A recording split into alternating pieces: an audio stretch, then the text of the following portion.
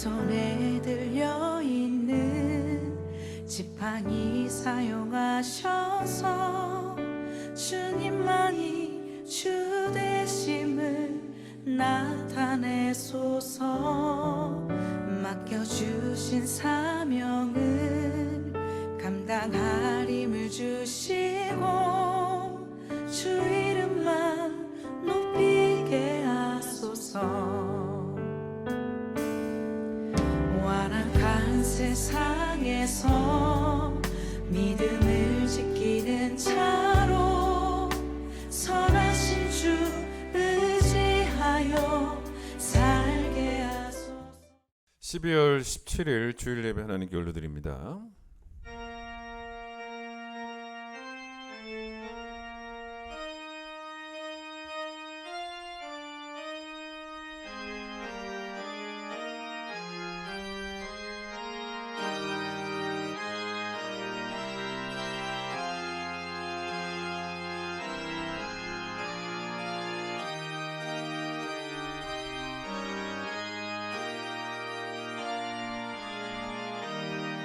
할렐루야. 우리 하나님을 찬양하는 일이 선함이요 찬송하는 일이 아름답고 마땅하도다.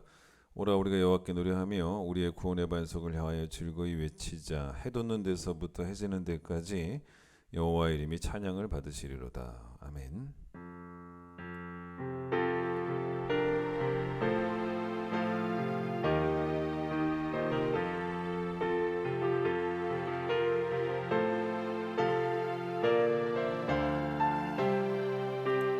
왕이신 하나님 높임을 받으소서.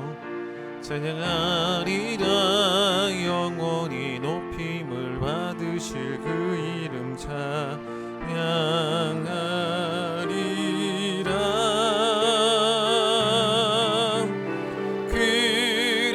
그리스도 진리로 다스리네.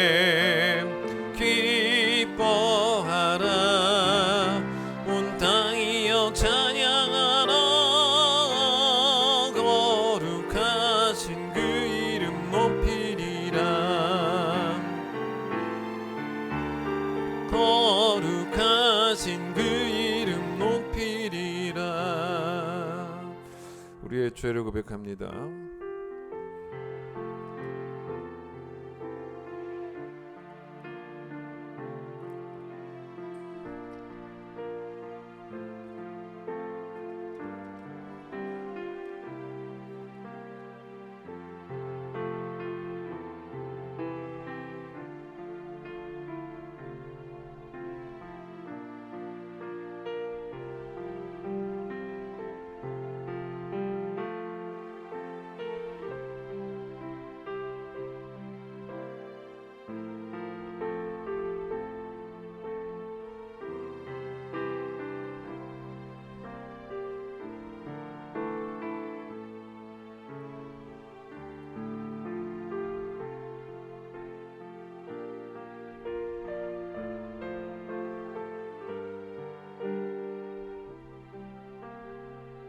여호와는 긍휼이 많으시고 은혜로우시며 노하기를 더디하시고 인자하심이 풍부하시도다. 우리의 죄를 따라 우리를 처벌하지는 아니하시며 우리의 죄악을 따라 우리에게 그대로 갚지는 아니하셨으니 아버지가 자식을 긍휼히 여김같이 여호와께서는 자기를 경외하는 자를 긍휼히 여기시느니라. 아멘. 신앙 고백합니다. 나는 전능하신 아버지 하나님 천지의 창조주를 믿습니다. 나는 그의 유일하신 아들 우리 주 예수 그리스도를 믿습니다. 그는 성령으로 잉태되어 동정녀 마리아에게서 나시고 본디오 빌라도에게 고난을 받아 십자가에 못 박혀 죽으시고 장사된 지 사흘 만에 죽은 자 가운데서 다시 살아나셨으며 하늘에 오르시어 전능하신 아버지 하나님 우편에 앉아 계시다가 거기로부터 살아있는 자와 죽은 자를 심판하러 오십니다. 나는 성령을 믿으며 거룩한 공교회와 성도의 교제와 죄를 용서받는 것과 몸의 부활과 영생을 믿습니다.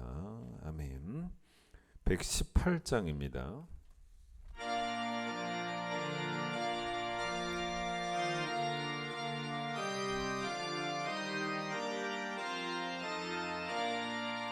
영광 나라 천사들아 땅 끝까지 날면서 하나님을 찬양하고 구준하심 전하라. 경배하세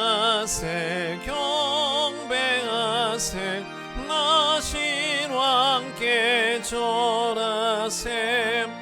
들에 있던 목자들이 밤에 양떼 지킬 때 전사들이 나타나서 주의 나심 전했네. 경배하세 경배하세 나신 왕께 절하세. 박사들도 기뻐하며 밝은 별을 따라가 구주 예수 나신 것을 널리 증거하였네. 경배하세 경배하세 나신 왕께 절하세. 성도들이 간절하게 주를 사모하다가 영광 중에 나타나신 주의 얼굴 배웠네. 경배하세 경배하세 나신 왕께 절하세. 성도들아 찬양하라. 성부 성자 성령께 우리 모두 소리 높여 삼위일체 찬양해. 경배하세 경배하세 나신 왕께 절하세. 아멘. 요한복음 20장 11절로 18절, 요한복음 20장 11절로 18절 말씀을 제가 읽도록 하겠습니다. 마리아는 무덤 밖에 서서 울고 있더니 울면서 구부려 무덤 안을 들여다보니 흰옷 입은 두 천사가 예수의 시체 뉘었던 곳에 하나는 머리편에 하나는 발편에 앉았더라. 천사들이 이르되 여자여 어찌하여 우느냐. 이르되 사람들이 내 주님을 옮겨다가 어디 두었는지 내가 알지 못함이니이다. 이 말을 하고 뒤로 돌이켜 예수께서 서 계신 곳을 보았으나 예수이신 줄을 알지 못하더라. 예수께서 이르시되 여자여 어찌하여 울며 누구를 찾느냐 하시니 마리아는 그가 동산지기인 줄 알고 이르되 주여 당신이 옮겼거든 어디 두었는지 내게 이르소서. 그리하면 내가 가져가리이다. 예수께서 마리아에 하시거늘 마리아가 돌이켜 히브리 말로 라보니 하니 이는 선생님이라는 말이라. 예수께서 이르시되 나를 붙들지 말라. 내가 아직 아버지께로 올라가지 아니하였노라. 너는 내 형제들에게 가서 이르되 내가 내 아버지고 너희 아버지 내 하나님과 너희 하나님께로 올라간다 하라 하시니 막달라 마리아가 가서 제자들에게 내가 주를 보았다 하고 또 주께서 자기에게 이렇게 말씀하셨다 이르니라. 아멘. 김호른 집사님 기도십니다. 기도드리겠습니다. 천지 만물을 창조하시고 주관하시는 전능하신 하나님 아버지, 무조건적인 사랑으로 창세전부터 저희를 택하여 자녀 삼아주시고 거룩한 주일에 이렇게 한자리에 모여 진리의 말씀 앞에서 기쁨의 찬양으로 예배하게 하시니 감사와 찬양을 올려드립니다. 이 시간 드려지는 예배의 모든 순서가 신령과 진정으로 드려지는 예배 될 수 있도록 저희와 함께하여 주시옵소서. 은혜가 풍성하신 하나님 아버지, 아무런 자격 없고 아무런 능력도 없는 연약한 저희들이지만 이 땅에 하나님의 나라와 그 의를 세워나가는데 크게 쓰임받는 능력의 도구로 저희들을 사용하여 주시고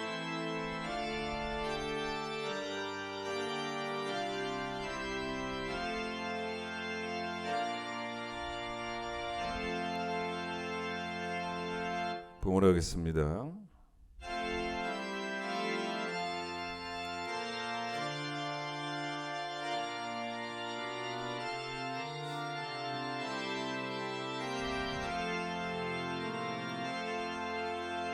귀중한 보배 앞을 주 앞에 드리고 우리의 몸과 마음도 함께 바치세. 진리는 오묘하고 사랑은 성결해. 주께서 탄생하신 거룩한 날일세. 주께서 주신 은혜 한없이 크오니 우리가 받은 것을 감사히 바치세. 기쁨은 충만하고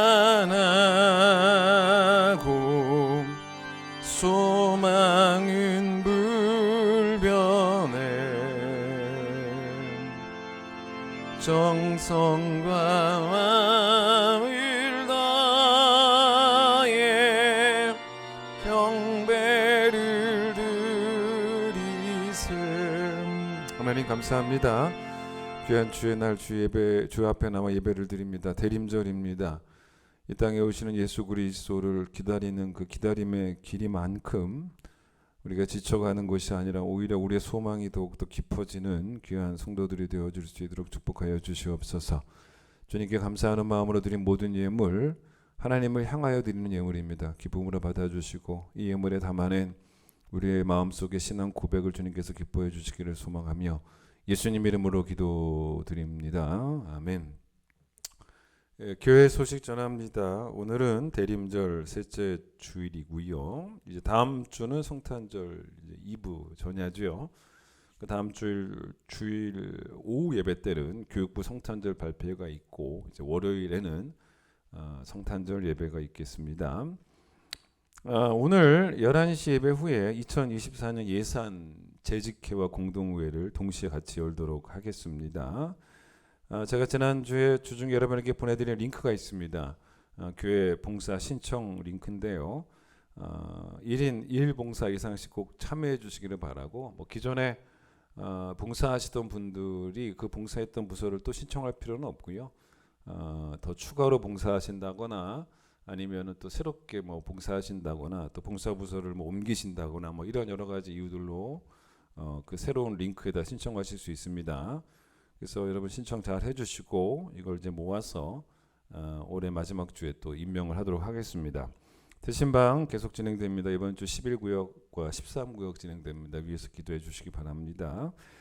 이 8번 이 결산에 관한 이야기는 이미 우리 교회가 잘 하고 있는데 다시 한번 우리 교회 그 원칙을 분명히 설명드리고 또 새롭게 오신 분들도 아셔야 돼서, 이게 무슨 이야기냐면 항상 교회 예산 잡을 때부터 예산을 잘 잡아야 됩니다. 저희 교회는 예산을 잡지 않으면 중간에 예산 잡지 않은 것을 특별한 예산으로 사용하기 쉽지 않은 교회입니다. 교회적으로도 잘 그렇게 하지 않습니다. 예산을 세웠던 것들만 거의 집행이 되는 교회이기 때문에 그래서 처음부터 예산을 잘 잡으셔야 되고요.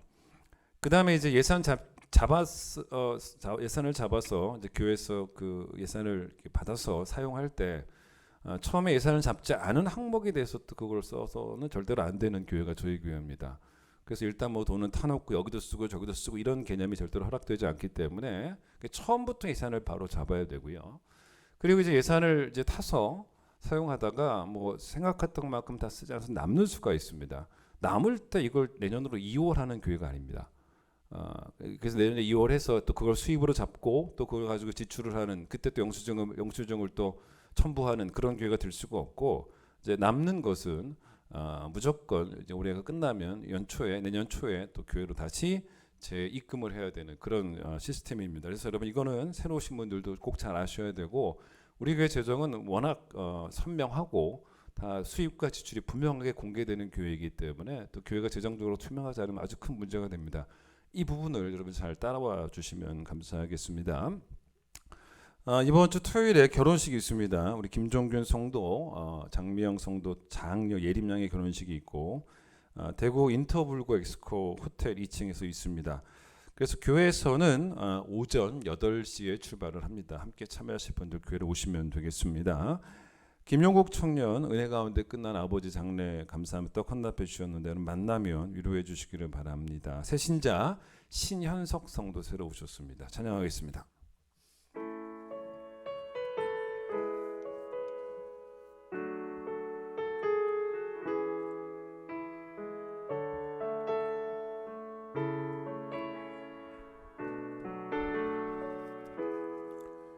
내 손에 들려있는 지팡이 사용하셔서 주님만이 주 되심을 나타내소서. 맡겨주신 사명을 감당할 힘을 주시고 주 이름만 높이게 하소서. 완악한 세상에서 믿음을 지키는 자로 선하신 주 의지하여 살게 하소서. 거룩한 백성으로 구별된 주의 자녀로 주 이름만 따르게 하소서. 나의 하나님 그는 여호와 유일하신 이름 그 위대하심 찬양해. 세상 속에서 구별된 자로 주가 주 되심을 나 선포하리라. 예수님이 태어나셨을 때 누가복음 보면 그 천사가 목자들에게 나타나서 뭐라고 말을 했냐면 온 백성에게 미칠 큰 기쁨의 좋은 소식을 너희에게 전한다라고 말합니다. 예수 그리스도의 탄생이 아주 좋은 소식, 큰 기쁨의 좋은 소식이라는 거죠. 근데 여러분, 원래 소식은요, 내가 알게 되는 것으로만 끝날 수는 없습니다. 소식은 또 전해져야지만 비로소 사람과 사람을 연결시키면서 전해져야지만 비로소 소식다운 소식이 되는 것 아니겠습니까? 예수 그리스도의 탄생은 사실 우리 모두에게 우선적으로는 기다렸던 소식입니다. 그런데 그 기다림 끝에 만난 이 소식은 또한 그 다음부터는 뭐가 되어야 되냐면 전파되어야 하는 소식이 되는 거예요. 그 성탄절은 세상 속에서 낭만을 즐기는 시간이 사실은 아닙니다. 세상을 향해서 우리를 위해서 구원자가 태어나셨다라고 담대하게 전할 수 있는 최적의 시즌이 사실은 성탄절입니다. 오늘 본문을 보시면 예수님의 부활하신 그런 날에 대한 기록이 나오는데 거기 1절 보시면 안식 후 첫날이라고 나오지 않습니까? 요즘으로 말하면 이제 일요일이고 일요일 새벽이죠. 이제 그때 이제 막달라 마리아가 무덤에 와서 부활하신 예수님, 제일 처음에는 예수님이 없어져서 시신이 없어서 당황하다가 그리고 오늘 읽은 본문에 보시면은 예수님을 만나게 된 그런 스토리가 나옵니다. 부활하신 예수님을 제일 처음 눈으로 목격한 사람이 막달라 마리아였죠. 근데 이제 막달라 마리아가 보세요. 부활하신 예수님을 만나고 난 다음에 가장 먼저 한 일이 뭐냐는 겁니다. 아, 주님 부활하셨구나. 아, 주님 부활하셨네. 참 좋네. 그러면서 그 사실을 알고 집으로 돌아갔습니까? 여러분이라면 그렇겠습니까? 절대로 안 그럴 것 같은데요. 그렇죠? 그러면 안 되죠. 당장 제자들에게 뛰어갑니다. 전하려고. 그래서 여러분 그게 어디 나옵니까? 오늘 본문 18절에 나오지 않습니까? 제자들에게 달려가요. 달려가서 자기가 부활하신 주님 봤다고 말하고 또 예수님이 마리아에게 하셨던 말씀들도 다 이야기를 하게 됩니다. 막달라 마리아의 모습이 우리의 모습이 되는 게 맞죠. 그러니까 믿는 자와 동의어는 뭔지 아십니까? 증인입니다. 증인. 그러니까 모든 믿는 자는 다 증인이 돼야 돼요. 그러니까 우리에게도 예수 그리스도의 성탄과 성탄절이니까 또 예수 그리스도의 부활, 이 모든 것은 오히려 전하지 않고는 견딜 수 없는 그런 큰 기쁨의 좋은 소식이 되는 게 맞죠. 내 자녀가 이번 수능 잘 봐서 서울대라도 들어가면 진짜 여러분 얼마나 누군가한테 말하고 싶겠습니까? 좀 알리고 싶고 알게 하고 싶고 막 마음이 근질근질하고 입도 근질근질하겠죠. 그러나 여러분 우리 인생의 가장 기쁜 소식은 내 자녀가 서울대 가는 소식이 아니고 복음이죠. 내 자녀가 서울대 가는 것보다 100배, 1000배 훨씬 더 기쁜 소식은 예수 그리스도의 성탄이고 예수 그리스도의 부활입니다. 자, 제가 요한복음 다시 20장 18절을 한번 읽어드릴게요. 보세요. 다시 보세요. 막달라 마리아가 가서 집으로 들어간 게 아닙니다. 제자들한테 갑니다. 가서 제자들에게 내가 주를 보았다 하고 말했고 또 주께서 자기에게 이렇게 말씀하셨다 이르니라 라고 나옵니다. 자, 맨 마지막에 이르니라라는 단어 나오는데 여러분 이 이르다라는 단어가 어떤 의미입니까? 이게 이른다라는 말이 전하고 알려주는 거죠. 전하고 말로 알려주는 게 이르는 겁니다.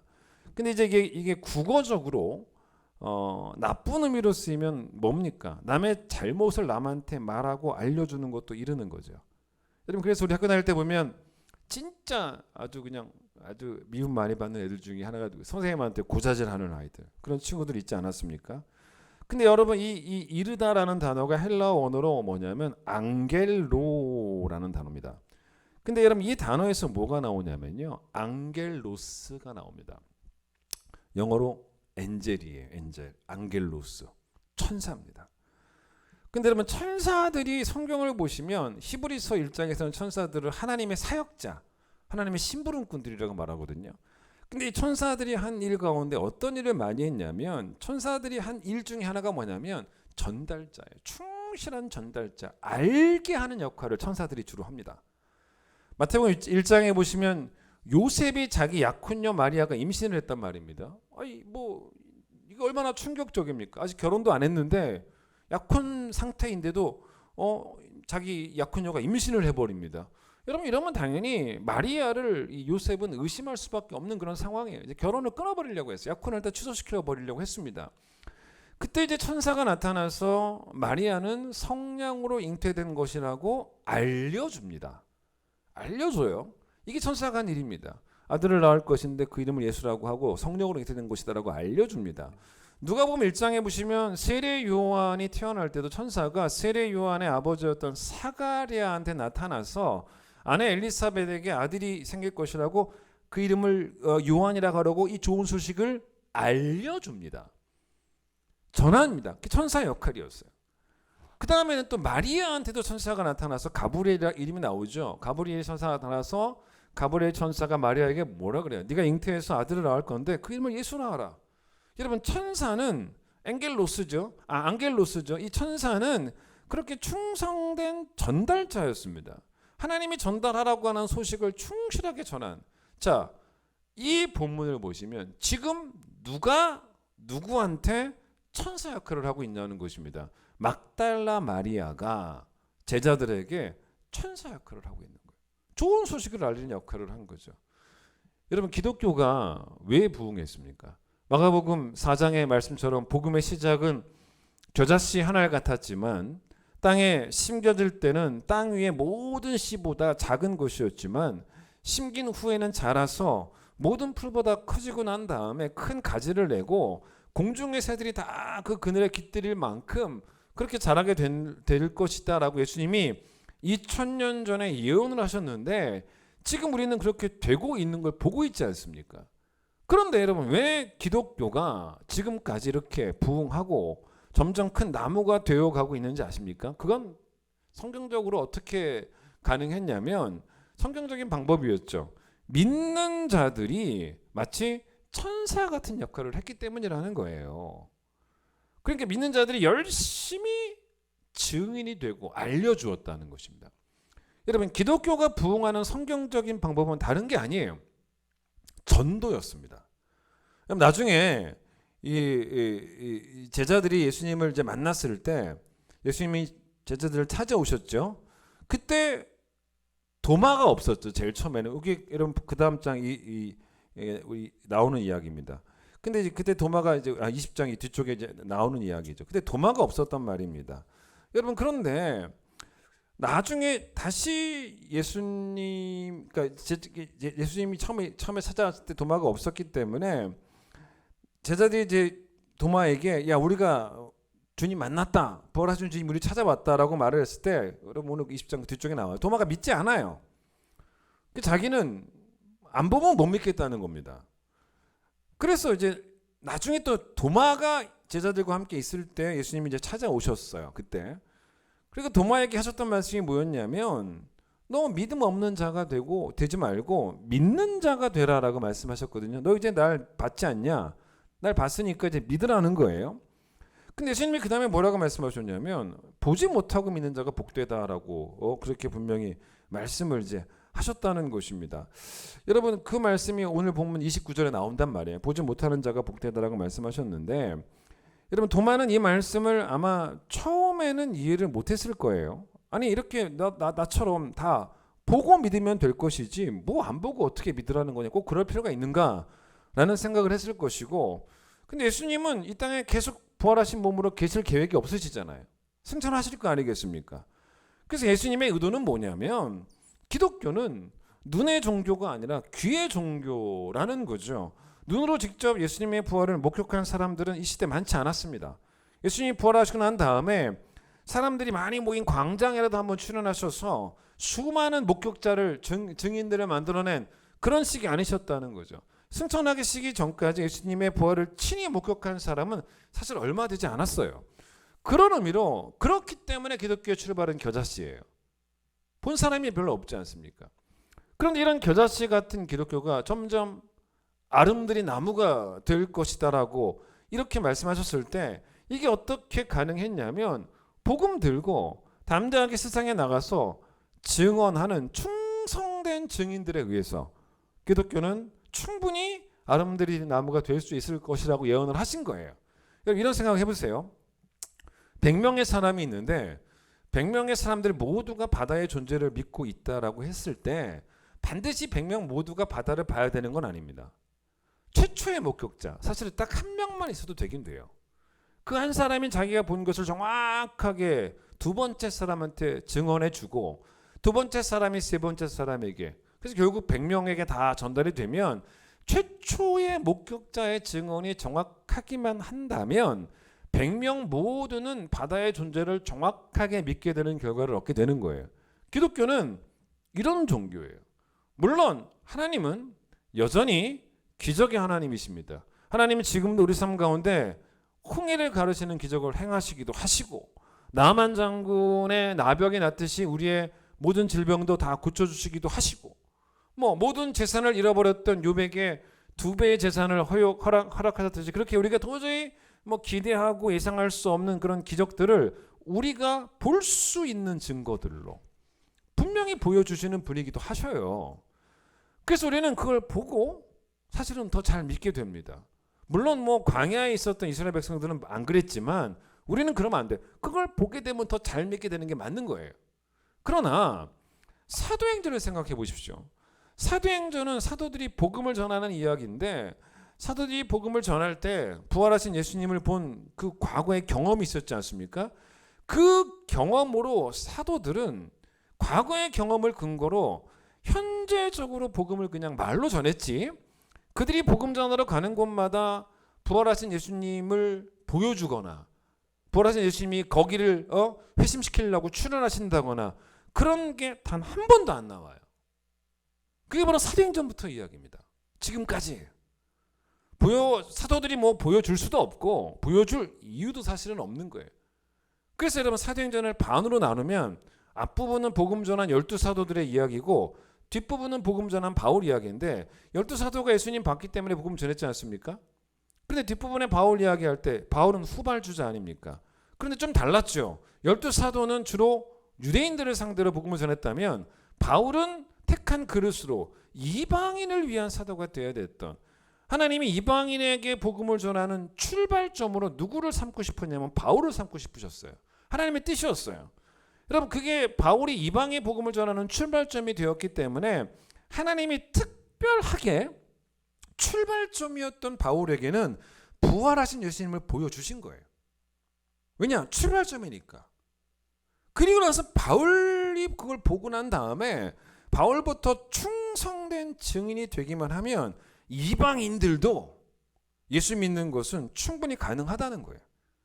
그래서 여러분 사도행전 보시면 바울이 이방인의 사도가 되어서 이방인들이 예수를 믿게 하는 방식으로 예수님을 보여준 게 아니라 예수님에 대해서 들려주었다는 겁니다.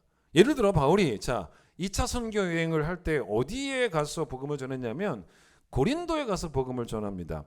바울이 2차 선교 여행 때 고린도에서 1년 반을 머물면서 복음을 전하면서 교회를 세웠을 때 바울이 나중에 이 고린도에서의 사역을 회상을 하면서 고린도 전서를 쓸 때 이 부분을 어떻게 이야기했냐? 오늘은 요한복음 이제 끝났습니다. 고린도 전서로 넘어갑니다. 오늘 두 번째 봐야 될 부분이 고린도 전서예요. 고린도 전서 2장으로 한번 가보세요. 그가 2차 선교여행 때 복음을 전했던 고린도 교회를 향해서 바울이 뭐라고 말하는지 잠깐 보세요. 2장 1절 2절만 일단 제가 읽겠습니다. 들어보세요.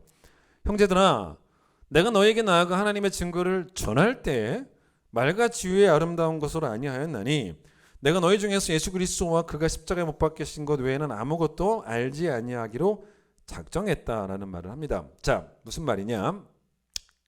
내가 너희에게 나아가 뭔가를 1절, 내가 여러분에게 나아가서 여러분 처음 만났을 때 뭔가를 제가 보여주지 않았습니까? 라고 말하지 않습니다. 하나님의 증거를 뭐 했다? 하나님의 증거를 전했다. 말로 전했다라고 이렇게 이야기하죠.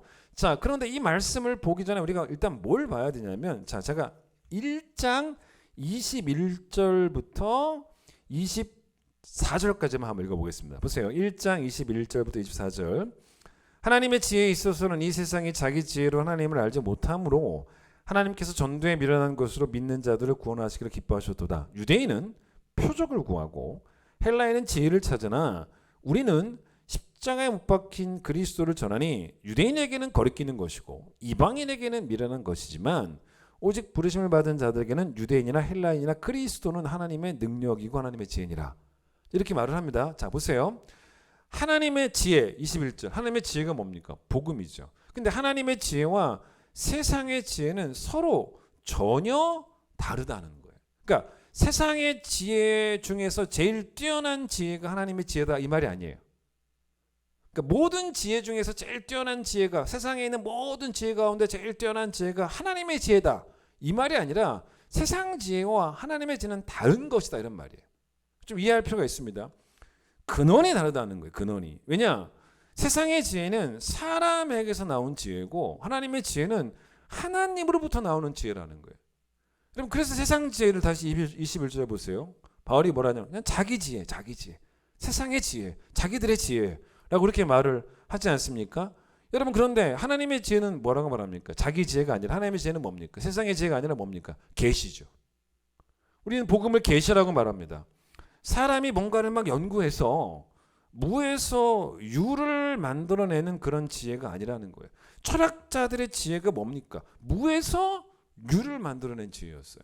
철학자들의 지혜가 아니더라도 우리가 지금 타고 다니는 자동차를 한번 생각해 보십시오.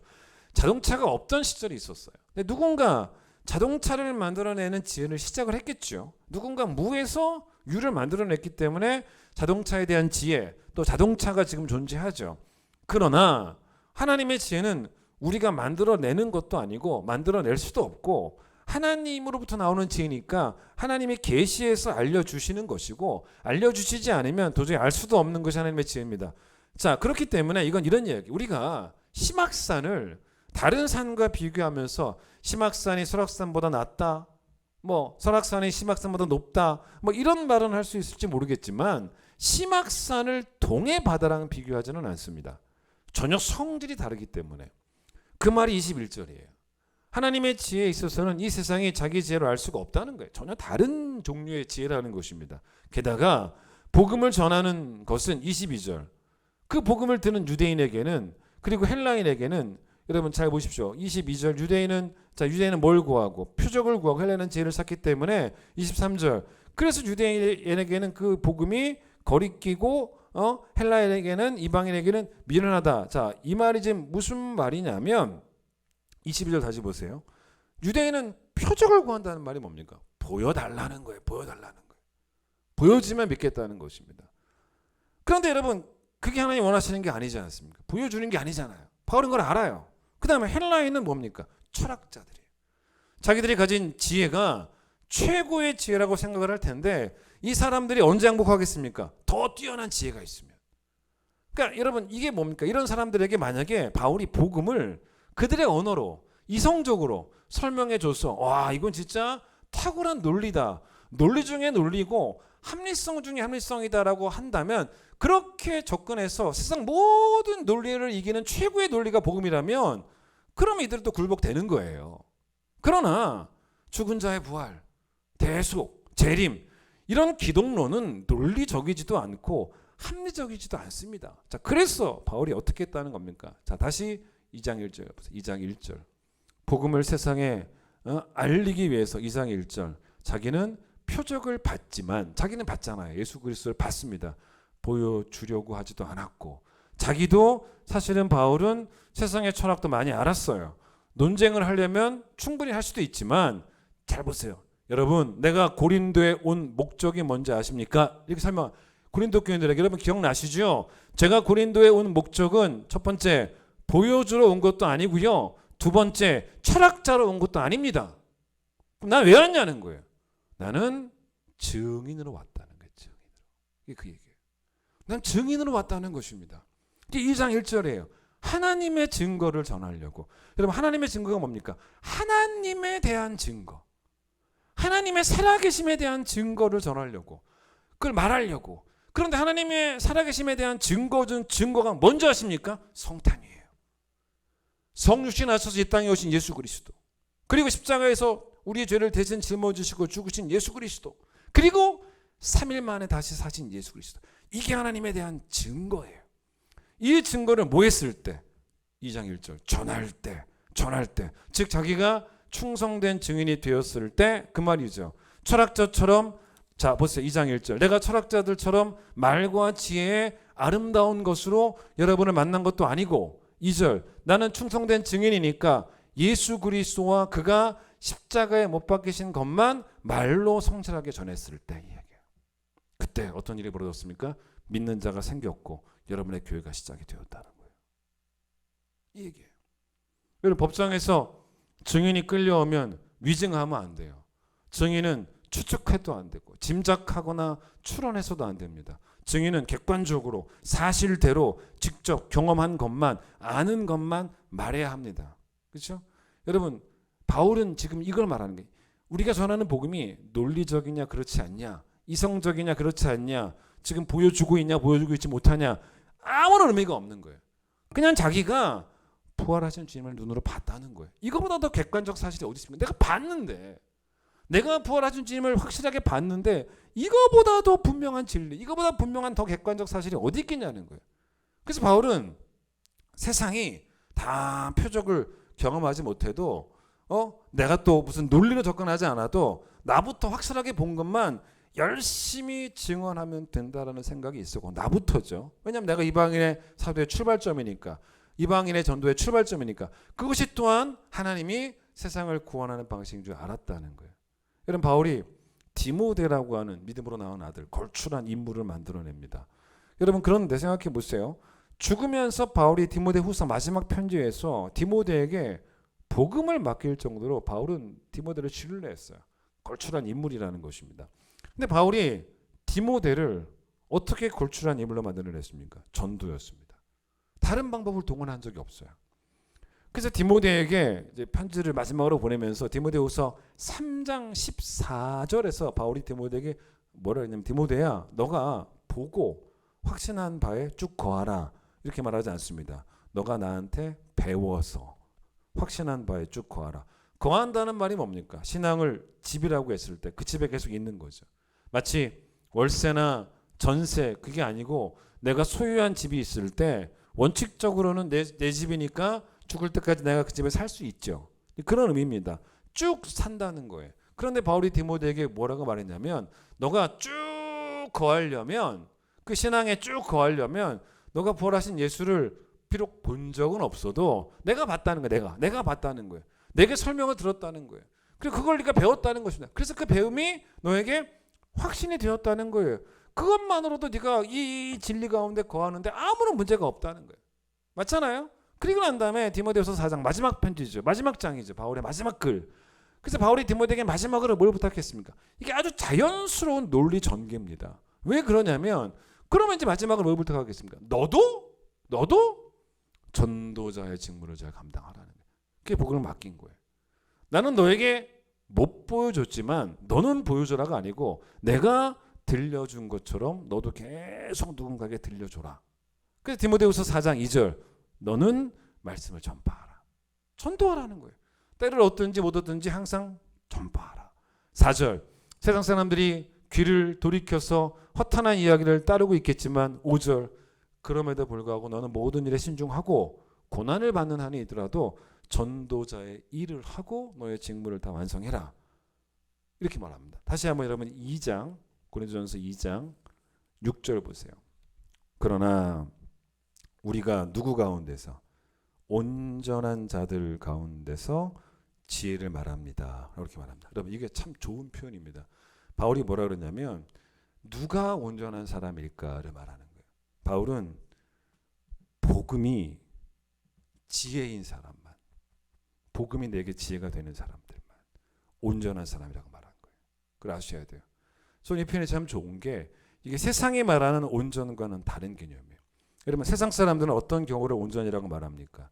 내가 능력이 좋아서 가난하지도 않고 돈도 잘 벌고 돈도 많고 부도 많고 그러면 온전하다라는 생각을 조금씩 하죠. 아니면 내가 남보다 지식이 많아서 어떤 특정한 분야의 전문가에서 남들이 모르는 특정 분야의 지식이 있어서 그게 뭐 철학자든 과학자든 기술자든 특정 분야의 전문가가 돼도 나는 온전하다라는 생각을 합니다. 그러나 여러분 성경적 온전은 다른 개념이에요. 그러니까 성도들이 생각하는 그 온전의 개념을 바울이 설명하면서 성도들이 생각하는 온전의 개념을 좀 바꾸라는 거죠. 그래서 여러분이 생각할 때 그 온전이 뭡니까? 바울의 설명을 잘 생각해 보세요. 이게 어떤 이야기냐면 바울이 왜 교인들에게 이런 말을 했는지 생각해 보세요. 이게 어떤 거냐면 우리가 여러분이 하나님께 복을 많이 받아서 이런 말이 아니에요. 여러분이 하나님께 복을 많이 받아서 다른 이 교회 안에서도 다른 성도들보다 더 부자가 되고 저 세상 사람들보다 부자가 되는 건 말도 할 것 없고 이 교회 안에서도 이제 부자가 1등이 되고 복 많이 받고 그게 온전입니다라고 말하지 않습니다. 아니면 하나님이 여러분에게 표적을 많이 보여주셔서 기적적으로 병이 나오면 그런 사람이 온전한 사람입니다. 그렇게 말하지 않습니다. 우리는 온전해지고 싶어서 오늘도 하나님을 향해서 복을 달라라고 부르짖을 수 있지 않습니까? 그게 아니라는 거예요. 여러분 바울이 말하는 온전, 하나님 복 주세요. 그래야 제가 온전해지죠. 그게 아니라는 것입니다. 바울이 말하는 온전은 뭐냐면 내게 복음을 아는 지혜가 있다면 온전하다는 거예요. 그 얘기예요. 누군가에게 복음은 거리끼는 것인데 누군가에게 복음은 미련한 것인데 나에게는 본 적도 없지만 들어서 믿게 된 이 진리가 너무 잘 믿겨지고 게다가 잘 믿겨지는 정도가 아니라 막달라 마리아처럼 전하지 않고는 견딜 수 없는 전도의 구령의 열정이 있을 때 그래서 내가 전도자의 삶을 살아가고 증인의 삶을 살아갈 때 그런 사람이 점점점 온전해진 사람이라는 거예요. 이 이야기는. 대신방언하면서 여러분 어떤 경우가 있습니까? 온 가족이 예수를 잘 믿는 그런 가정에 가면 제가 어떤 기도를 하냐면 제가 축복하며 기도할 때 이렇게 기도합니다. 하나님 이 가정이 잘 믿게 해주셔서 감사합니다라고도 물론 기도하지만 그렇게만 기도하지는 않습니다. 더 잘 믿게 해달라고. 식구들 같이 예배 드리잖아요. 아이들도 있고. 그러면 제가 아이들을 위해서 어떻게 기도합니까? 더 잘 믿게 해달라고. 여러분, 그런데 어떤 경우도 있습니까? 그렇게 온 가족이 예배 드리는 경우도 있지만 또 어떤 경우가 또 많아요. 여자 성도 혼자 예배 드리지 않습니까? 대신만 가면. 여러분, 남편이 예수를 안 믿어요. 자녀들이 예수를 믿지 않습니다. 예? 아예 안 믿으면 또 모르겠지만 아예 안 믿는 가정도 있지만 또 옛날에 믿었는데 지금은 어떤 이유에서든지 멀어진 남편도 옛날엔 나오는데 지금은 안 나오고 애들도 지금은 안 나오고 여러분 그런 가정에 제가 간단 말이에요. 그럼 혼자 있어요. 여러분 그럼 제가 어떻게 축복 기도해야겠습니까? 남편이 예수 믿기를, 자녀들이 예수 믿기를, 남편과 자녀들이 예수께 돌아오기를. 여러분 제가 그걸요 수년째 똑같은 기도를 하고 있는 가정들이 많아요. 왜 그렇습니까? 여러분 혼자 교회 나오는 아내들의 가장 원하는 것이 뭡니까? 하나님 이번 송구 영신 때는 남편과 함께 교회를 나오고 싶습니다. 제가 그 소원을 모릅니까? 제가 어찌 그 기도 제목을 놓고 기도하지 않을 수가 있겠습니까? 여러분 해마다 제가 기도하지만 늘 저도 다짐하는 게 뭐냐면 이 기도에 나도 지치지 말자. 10년 동안 대신방하면서 20년 동안 대신방하면서 기도하다가 여러분 21년째 대신방할 때 하나님이 응답 주실 줄 어떻게 알아요? 모를 일입니다. 왠지 아십니까? 그게 바로 고린도전서 2장 5절이에요. 모를 일이에요. 하나님을 제한할 수 없는 거예요. 너의 믿음이 뭐에 있지 않고 사람의 지혜에 있지 않고 뭐에 있다? 하나님의 능력에 있다는 것입니다. 이 말이 뭔지 아십니까? 이게 맞는 말이에요. 바울은 내가 복음을 잘 전하면 사람들이 잘 믿게 될 거야 라고 생각하지 않습니다. 내가 설명을 잘하면 사람들이 잘 믿게 될 거야 라고 말하지 않습니다.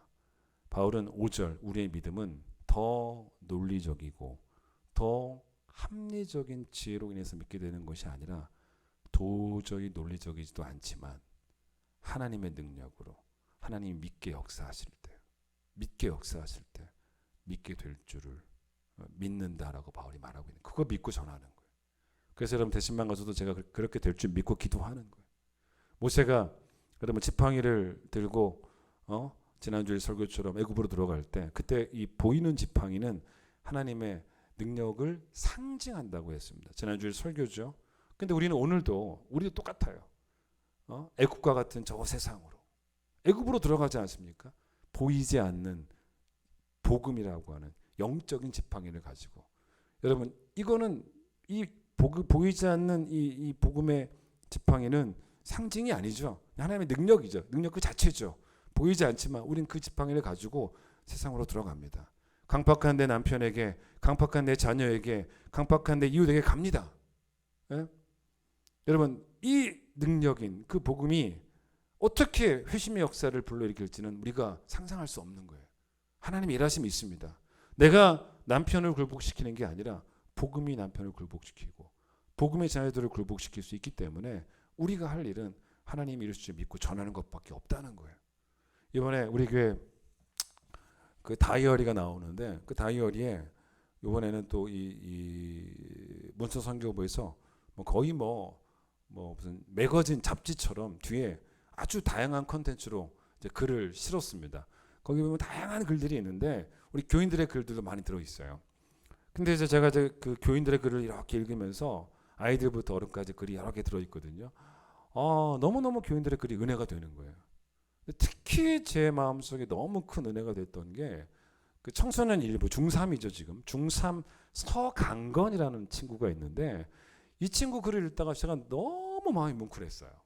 그래서 제가 다 읽어드릴 수는 없고 또 꽤 그래도 많이 읽어드리려고 합니다. 이 글을 읽고 제가 오늘 설교를 마무리하려고 하는데 이 글 하나면 저는 오늘 모든 설교가 다 정리된다고 봐요. 이게 어떤 글이냐면 보세요. 아내가 남편을 전도하고 싶죠.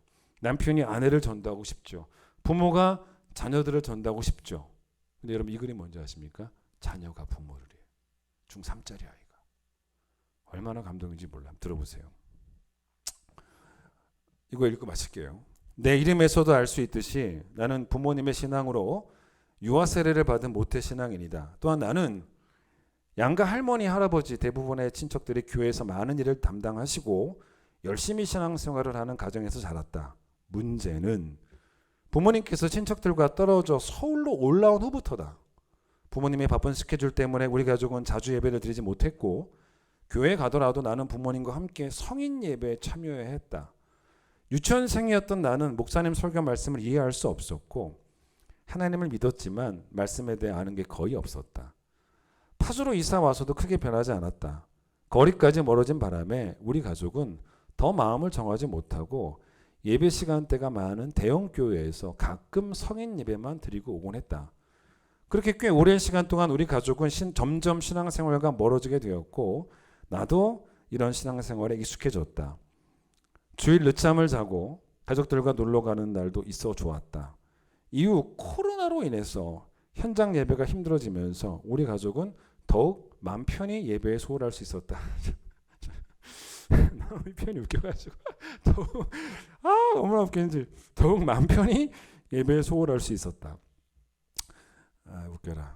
중학교 2학년이 되고 나는 같은 반 친구 성진이와 친해졌다. 성진이가 교회 다니고 있다는 사실을 알게 되었다. 친한 친구가 다니고 있는 교회에 가고 싶었던 나는 자연스럽게 친구가 다니는 큰기쁨 교회로 갔다.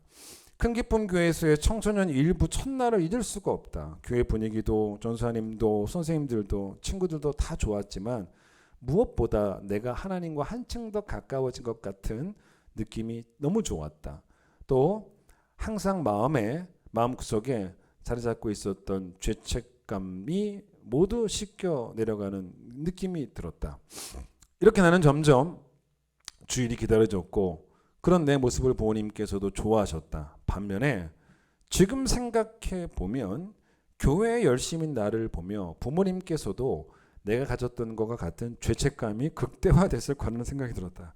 또 내가 교회를 재밌게 다니는 모습을 보면서 다니고 싶다는 생각을 가지셨을 것 같다. 부모님께서는 열심히 주일을 지키는 나의 모습을 보고 우리 교회 온라인 예배를 시작하셨다. 어느 날 교회에서 돌아왔는데 우리 교회 온라인 예배를 드렸다는 엄마의 말에 정말 기뻤다. 이날 나는 부모님이 하나님과 가까워진 것 같아 기분이 너무 좋았다. 전 이 얘기를 기억해요. 제가 중등부 수련회 갔던 이 아이를 그날 처음 만났어요. 우리 어머니 아버지도 우리 교회 온라인 예배를 드리세요라고 소개를 하더라고요. 그때는 안 오고 계실 때 그런 상황이었습니다. 그러면서 이제 이 친구가 그래서 수련회 때 은혜 받는 이야기를 좀 뒤에 쓰고 있어요. 들어보세요. 다 제가 읽어드리지 못하고 수련회를 통해서 나를 사랑하시는 하나님께서는 나의 모든 부족함을 아시고 내 죄를 씻기시고 나를 구원해 주신다는 것을 알게 되었다. 나는 하나님의 크신 사랑에 너무나 감사했다.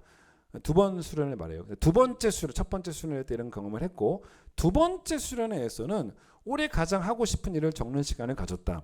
나는 부모님이 우리 교회에 오시는 것을 간절히 바랐기에 간절히 기도했다. 그리고 수련회를 마치고 돌아온 후에 더 적극적으로 부모님께 권했다. 중3짜리 아이가.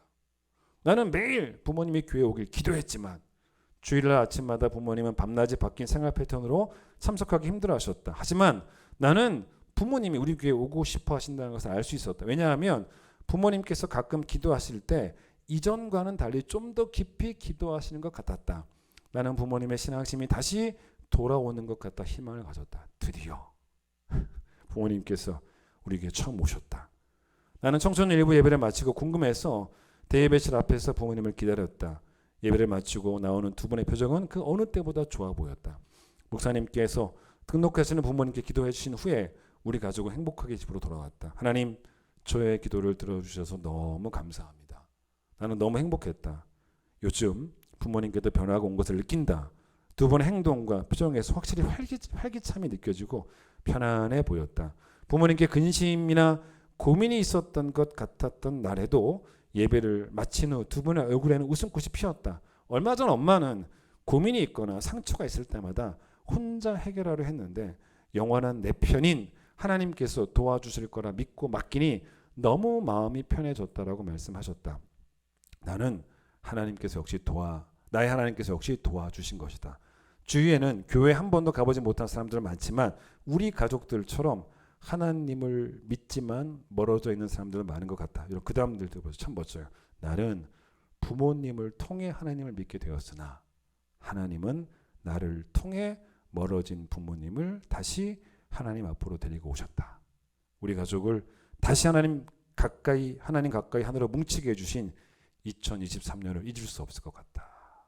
이게 얼마나 감격적이에요. 전도하셔야 돼요. 찬양하겠습니다.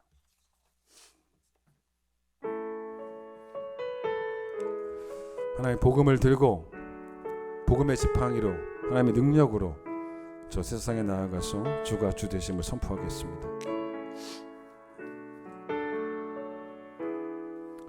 내 손에 들려있는 지팡이 사용하셔서 주님만이 주 되심을 나타내소서. 맡겨주신 사명을 감당할 힘을 주시고 주 이름만 높이게 하소서. 완악한 세상에서 믿음을 지키는 자로 선하신 주 의지하여 살게 하소서. 거룩한 백성으로 구별된 주의 자녀로 주 이름만 따르게 하소서. 나의 하나님 그는 여호와 유일하신 이름 그 위대하심 찬양해. 세상 속에서 구별된 자로 주가 주 되심을 나 선포하리라. 나 선포하 하나님 되심을 전하며 선포하기 원합니다.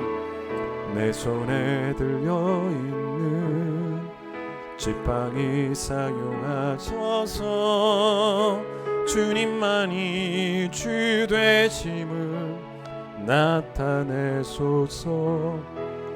맡겨주신 사명을 감당할 힘을 주시고 주 이름만 높이게 하소서. 나의 하나님 그는 여호와 유일하신 이름 그 위대하심 찬양해. 세상 속에서 구별된 자로 주가 주 되심을 나 선포하리라. 나의 하나님 그는 여호와 나의 하나님 그는 여호와 유일하신 이름 그 위대하심 찬양해. 세상 속에서 구별된 자로 주가 주 되심을 나 선포하리라. 하나님, 오늘 강건이의 글로 인해 우리 성도들의 그 무딘 심령이 다시 회복되어지기를 소망합니다. 영혼을 향한 사랑, 복음에 대한 열정이 식었다면 우리를 용서해 주시고, 우리가 하나님의 증거를 알고 있다면, 하나님에 관한 증거를 알고 있다면 하나님을 증언하는 삶을 살아가는 우리 모두가 되기를 원합니다. 막달라 마리아가 예수님 부활하신 거 만나고 집으로 돌아가지 않았습니다. 제자들을 만나서 마치 천사처럼 좋은 소식을 그들에게 알려주었던 것처럼 우리의 삶이 이런 삶이 되어지기를 축복합니다. 예수 믿지 않는 남편 때문에 지금도 마음 아파하는 아내들이 있습니다. 우리의 기도가 언제까지 되어질지 모르겠지만 주님 우리 기도 응답하여 주셔서 남편들이 꼭 교회 나오게 하여 주시고 멀어진 자녀들이 교회 나오게 하여 주시고 하나님 이번 송구 영신 예배 때는 같이 예배 드릴 수 있도록 하나님 축복해 주시기를 간절히 소망합니다. 그래서 한국 교회가 부흥하고 또 우리 교회도 부흥하고 이 땅의 주의 나라가 더욱더 큰 아름드리 나무가 되어질 수 있도록 우리의 전도를 사용하여 주셔서 복음의 지팡이로 이 땅을 회복시켜 주시고 이 땅을 고쳐 주시고 이 땅을 살려 주시옵소서. 이제는 예수님의 은혜와 하나님의 사랑과 성령의 역사심이 큰 기쁨의 좋은 소식을 이제는 전하는 자로 살기를 원하는 그것이 성탄을 만나는 방법임을 아는 모든 성도들 위해 함께하여 주시기를 축원하옵나이다. 아멘.